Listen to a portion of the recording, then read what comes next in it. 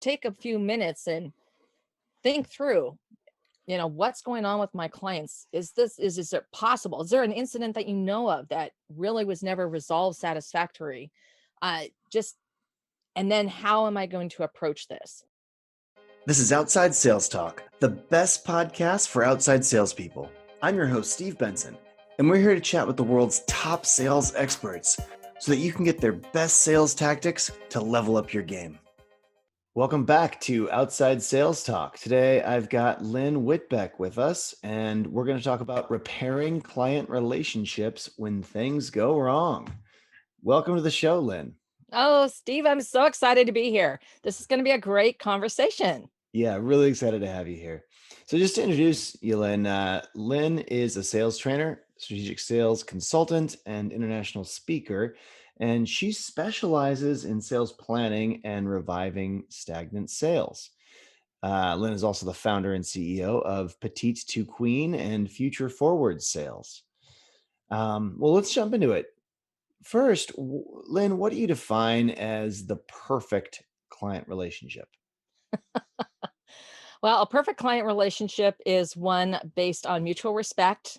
It's a win-win relationship, and it's where there's a good fit, a strong fit for both what your services provide and the outcome that the client desires. And what what would you say are the steps that you take to achieve that ideal situation that you just described?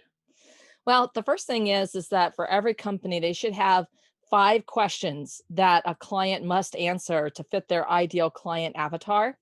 And these can be a range of different things, from the size of the company to the revenue, to having certain departments, manufacturing a certain product, or being in a certain industry. I mean, there's that, the world is big.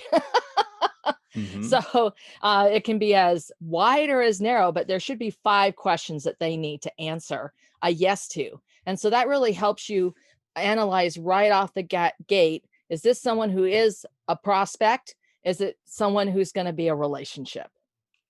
And, because you still want to, the relationships matter. They may know someone, they may change positions at some point. Things could change in their organization. So, of course, you're going to work the prospect through your funnel, but you still want to hold on to the relationships, but they just move into a different path.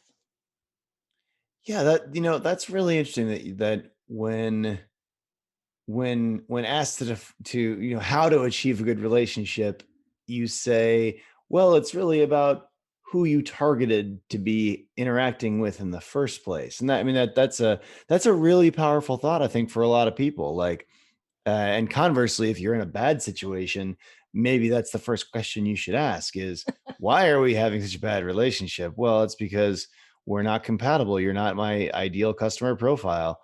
Um, it's actually funny as I say all that out loud, it sounds like I'm talking about any Yeah. relationship between humans, really. But Yeah, well, exactly. They are another human being, but that's really the start of the relationship. And then, of course, you want to demonstrate your worthy intent, your genuine curiosity in them as a person and their organization and what they do. And you really want to be able to answer their client why. So why do they need your product or service? What does it they want, need, or lack? How does it fill that? How it benefits them so they can. Ultimately, we are all selling the outcome so they can do what, and that is what people buy. They're buying the so they can. and what strategies do you use to make sure that the relationship is mutually beneficial, where everybody it's a win-win and everybody's doing getting what they can out of the relationship? Yeah, so of course in sales we're asking questions, but another thing is that we stop, pause, and listen, and carefully listen to their response. Clients will tell you everything you want to know with a little bit of prompting. And that's one of the biggest challenges that some people, and I myself have had that challenge that I've had to work through, is really thinking to myself, powerful pause, stop talking, let them process what I just said, and let them respond. And then when you do that, and then you can keep prompting them, tell me more, help me understand. Well, that's really intriguing. How whatever it is.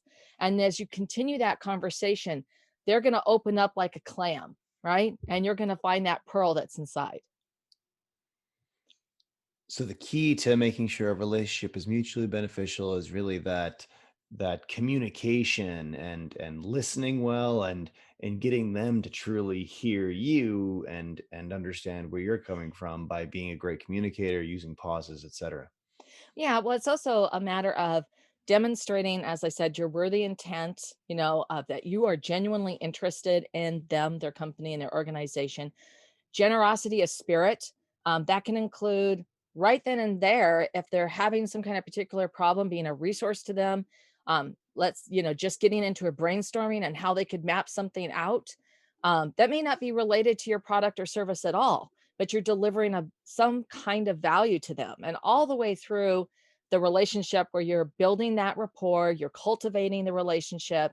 You want to be always delivering value. In fact, all the way through. After you have an established client, you still want to continue in the nurturing process to be delivering value to that client to make sure that relationship is really strong. Absolutely. And a second ago, we talked about how a relationship can be bad, and that can be driven by just being a bad fit from the beginning.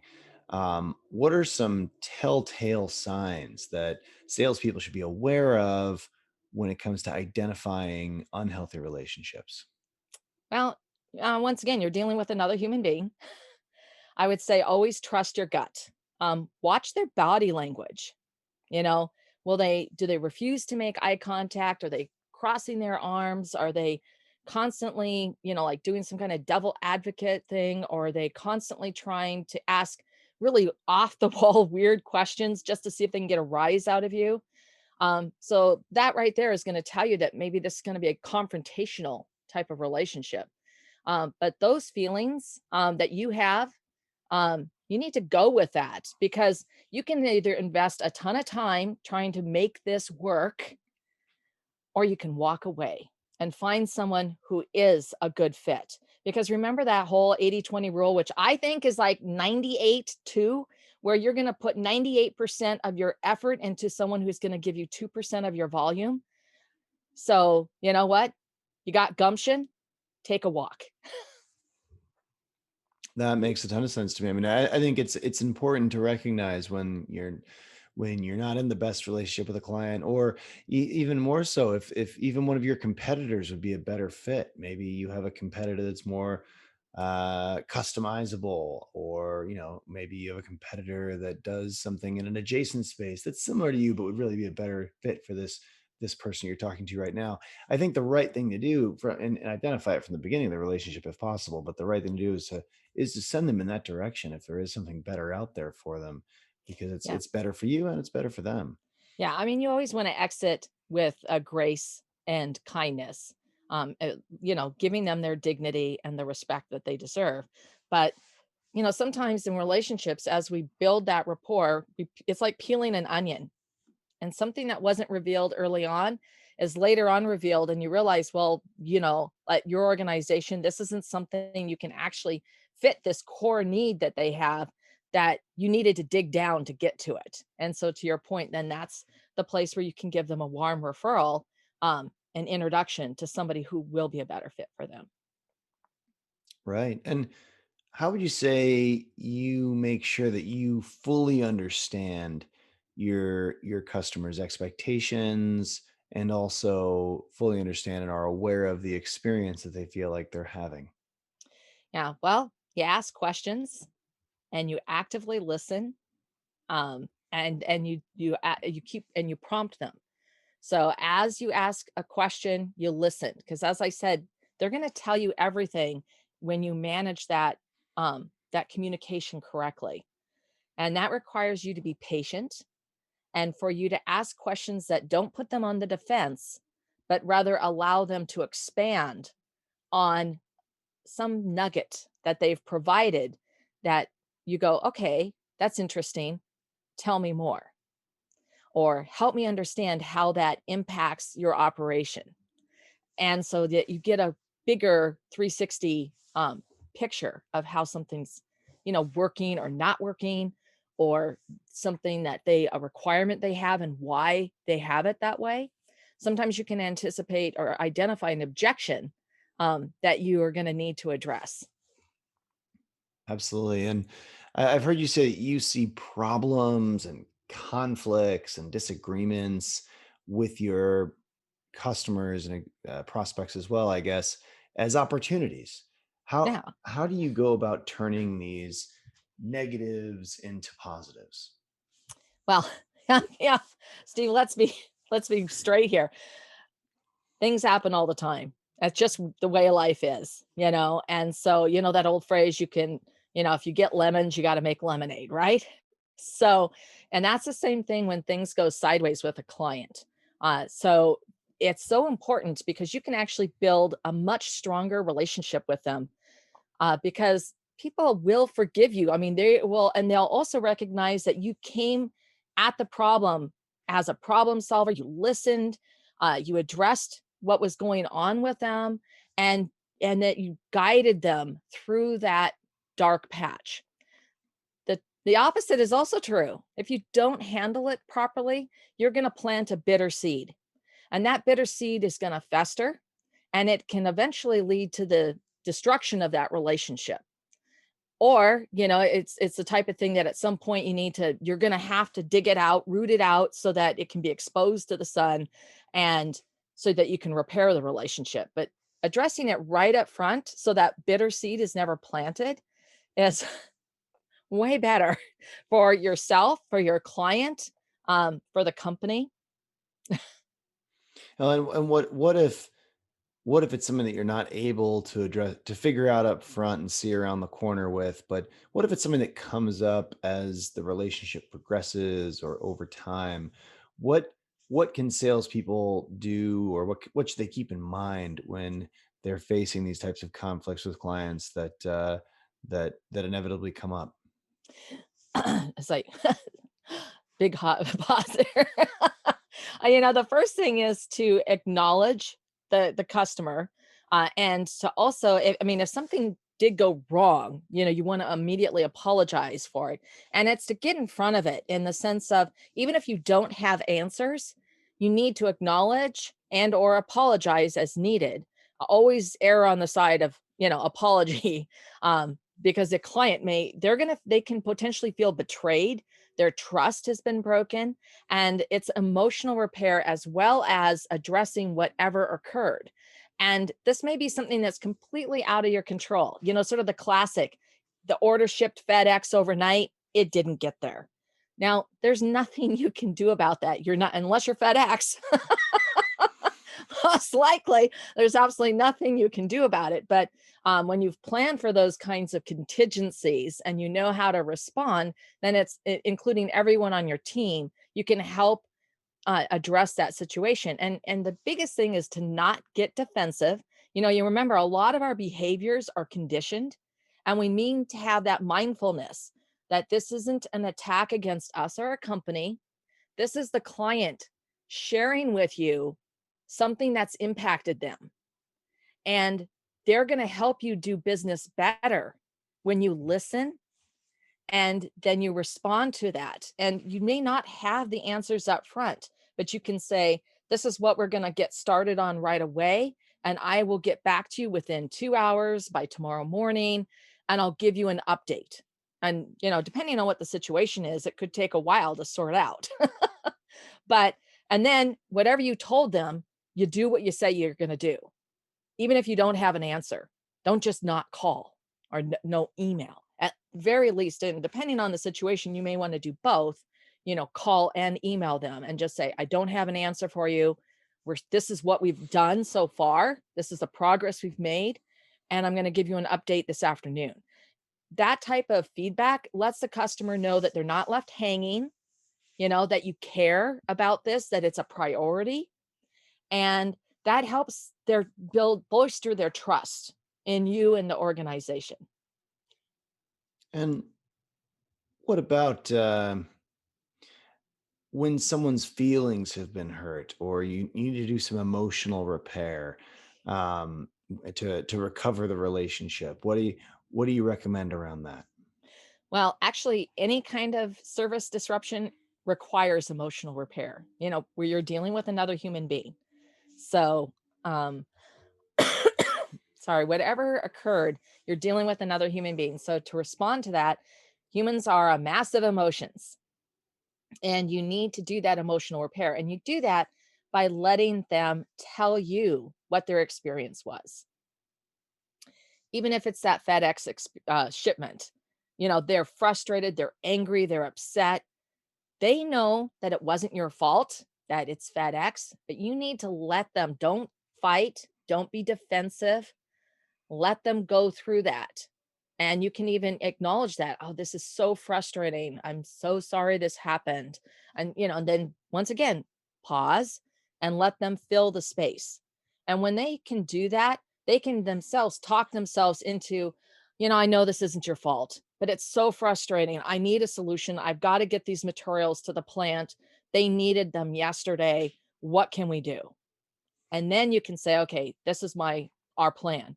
We're going to ship a replacement shipment, and it's going to go three ways. We're going to send UPS overnight. We're going to send USPS priority or overnight, right? Whatever they call it. And we're going to try with FedEx again. One of them's going to make it." Maybe all three of them, but that way they've got a supply. And that's what we're going to do so that we've got you covered. And we're going to get anything that can be delivered, like first morning, that type of thing. We'll get that done. And so then the customer, "Oh, wow, okay, you've already thought through this. You've got this solution. You've got a backup plan. There's no way the plant won't have this tomorrow." Absolutely, So yeah. that's the type of thing that what you've done is you've let them really talk themselves, the classic, you've let them vent without trying to fix or answer the question. You've let them get to that point where they can then sort of, "Oh, okay," and then you can step in. And when it comes to proactive planning and trying to, kind of lay things out up front, why should salespeople use proactive planning and how does that help them with their client relationships? Yeah, well, every organization should actually work through a whole recovery plan, not just for the salespeople, but all the support staff. And the reason why is that when you've identified all the potential challenges you've had, that pesky FedEx overnight not arriving, you know how you're going to respond to it. And you basically can create that so that everyone on the team knows, and it gives them confidence when they're presented with these situations, because they're obviously also, when you go through this, you may identify something that you need to dig down to the root cause. Why does this keep happening? you know what can we do to fix this? I mean, back in the day, I had an experience with an order that accidentally shipped overnight air, and it was a whole huge order, and it was because the previous order the client had placed went overnight air. But this was like an entire huge inventory replacement type thing. And so I find out about it when the client calls me, because they get the bill and they get a freight cost that's like 10 times the cost of the order. And they're going, "What the what?" And so one of the things that we looked like, well, how did that even happen? Because all the input was correct. And it was because the shipping system had just picked up the previous shipping information. So what we Mm. put in place was an override required by the manager for anything that was not going ground. And yeah, it took an extra few seconds, but that would eliminate that from ever happening again, because the company had to eat the cost, thousands of dollars of the freight. So, so there's things like that. And because people make mistakes, it's just sort of human, right? I mean, you just give them that grace and the dignity and find a way to help everyone so it doesn't happen again. But that's just a quick story. But knowing these things helps you as the salesperson, it helps your team if the customer service takes the call, if your boss has to take the call, that you can work through it in a consistent and smooth manner, because you sort of have a game plan already ready to go. Yeah, having solid business processes in place Yep. can help make customers happier because even if sometimes processes are burdensome, they often reduce problems and risks, right? Always. I mean, if you walk through, I mean, a big thing that we do is always thinking about that strategic um, development of all of those processes. And as you do that, you also want to look at, are we overcomplicating these? Let's map it out. Let's take a few minutes for a rapid improvement process. 15 minutes invested here is going to save us hours, hours and hours. Time is money, our resources. And, but also planning those out and figuring it out is could actually protect you from losing a big client. I mean, it's an investment so that you will actually operate more effectively and efficiently. So let's enter the next section of the podcast, sales in 60 seconds. So quick questions, quick answers. Okay. What would you say the most challenging part of repairing a client relationship that has gone sideways? To get out of your own way. Honestly, it's because our behaviors are conditioned, and it's you've got to have the humility and the ability to take that step back and let the customer tell you what happened and how it affected them so that you can then move forward. And what is the best way that you would describe a point in time when you realize that a relationship is just unmendable? Huh. Wow. I don't know if there's a specific point in time, but if you realize that that a bitter seed has been planted, that something's not going wrong, taking that time to sort of figure it out, some introspection, whether you take a walk in the park to try to just think about what's going on. You get your team together so you guys can sort of talk about it. What do you think happened? But then talking to the customer, just saying, I just feel like something's is gotten off. And I would like you to help me understand what's happened, because that's the sense that I have. And can we, so what's the elephant in the room? But once again, you're going to do it in a way that doesn't get their backs up, that they don't get defensive, that don't have that fight or flight or freeze it, but instead it's like, yeah, something is, we've been really upset that this happened 2 years ago. And it just has made us, it still makes us mad. Okay. You know, honestly, I was in that situation once. Honest to goodness, I thought the issue had been resolved and they were actually still mad about something that happened 2 years ago because we never let them do that emotional repair. And so that's one thing you can do. And even if you can't mend the relationship, you can give them that opportunity so that they walk away without that anger and resentment, because that's poison. Someone is going to write a bad review. Um, I don't know what the percentage is, but it's like 100 times more likely than someone's going to write a good review. Absolutely. And you want to go ahead, and when you do that for them, that can take that sting away. You've treated them with that, I keep saying it, but dignity and respect. You've allowed them to have their say, you've acknowledged it, and then you exit with grace and kindness. They're far less likely to suddenly be one of those people where you're having to hire, reputation defenders or something. Sure. And how would you describe your go-to method for repairing an unhealthy client relationship? Yeah, well, have that conversation. The first thing is really for yourself is to take a few minutes and think through, what's going on with my clients. Is it possible, is there an incident that you know of that really was never resolved satisfactory? Just And then how am I going to approach this so that I can have this meeting?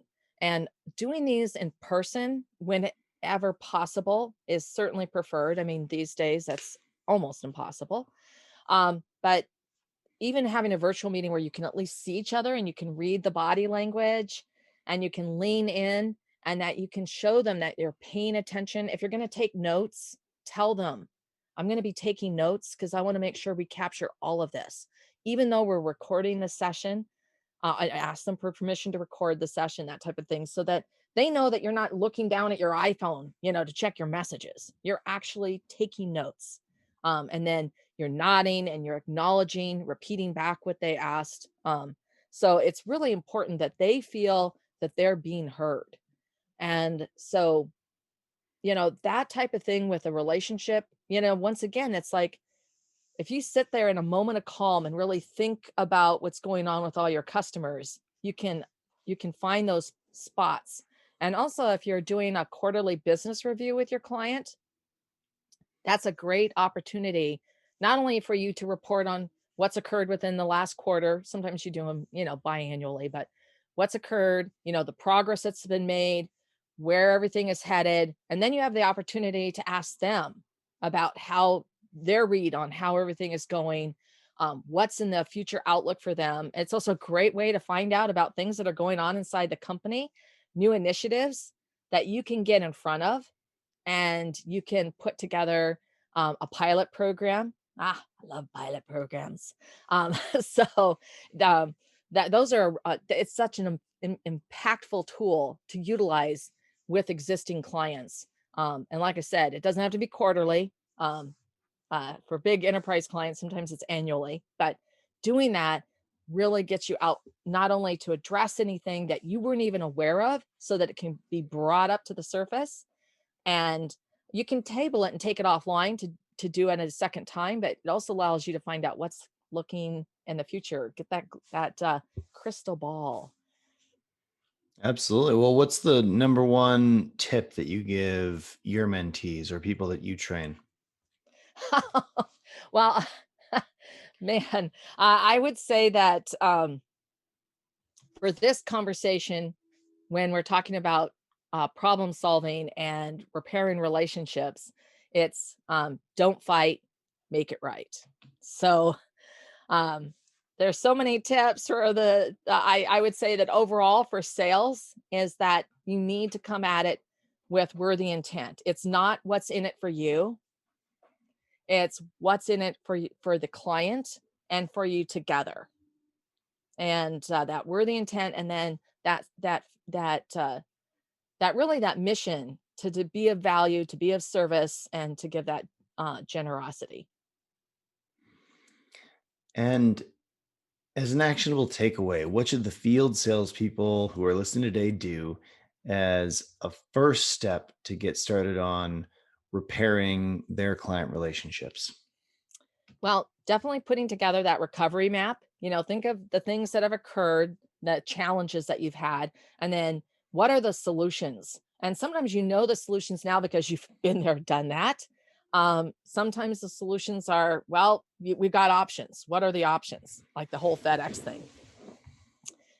Doing that also, you can do that. It's a great exercise to do with your team, with your manager, really bringing things to the forefront and how different people have handled different things. So instead of having to, like just knowledge for one person or a couple people, that it's everyone in the team has it. Really building something like that out on the cloud, also for customer service to be able to access. The second thing is what I talked about earlier. Take that moment to really consider each and every one of your relationships, not just in your sales, but in life. And so where are there some areas that maybe there's some emotional repair that's needed and some bridges to be mended? Well, I'm going to try to summarize everything you've gone over here today, Lynn. Um, so, first, the perfect client relationship has mutual respect. The customer's a good fit and it's a win-win for both parties. So you can ask questions to understand if a prospect is the right fit up front, and that can lead to much better client relationships in general. You can demonstrate your genuine curiosity in what they do and what their product is, because understanding them will help you service them better and serve them better. You want to take time to pause and listen to your clients' responses. Being a good listener is so important to having good relationships and repairing relationships. You want to be a resource to your prospects, provide value, even when it's not really related to your product or service. You want to be an expert in their business and provide value wherever possible. Answer answer their why. Why do they need your product or service? What is the job that your product or service does? um, and that helps you understand them better and their their relationship to you better. Keep an eye out for your prospect's body language and trust your gut.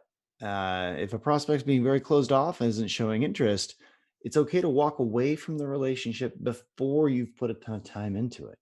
And this is a key skill in sales to know what's not qualified up front before you invest a ton of resources into it. And it's also a key skill when you're managing existing clients too. Ask questions that allow your prospect to expand and get more out of your product. If there is a problem that arises, it's best to address it as quickly as possible, be upfront, deal with it. Acknowledge, and the way you do that is you acknowledge what happened and apologize as needed. You want to make sure that you don't get defensive, but instead you take time to listen to their experience. Don't wait until you have all the answers. Be proactive. Reach out as soon as you find out that there's a problem so that you can build trust and learn exactly what's going on. Create a plan for the different things that can go wrong. Have these processes in place for your company. You want to, the way you develop these plans and figure out what can go wrong is go through past problems and see how you can prevent these types of things from happening again. If you have a good solid game plan for all the different situations that occur, then you'll be able to save time and possibly not lose those key clients in the future, but have better relationships with them instead. This Yeah. has been great advice, Lynn, and on a tough topic that frankly everyone in sales deals with. So Yeah.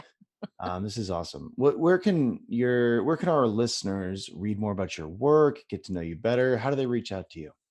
Yeah, so they can find me on LinkedIn with slash Lynn Whitbeck. And the websites are petitequeen.com and futureforwardsales.com. And you can connect with me there. And we've got a really great piece for your audience, Steve. So it's called The Pickle.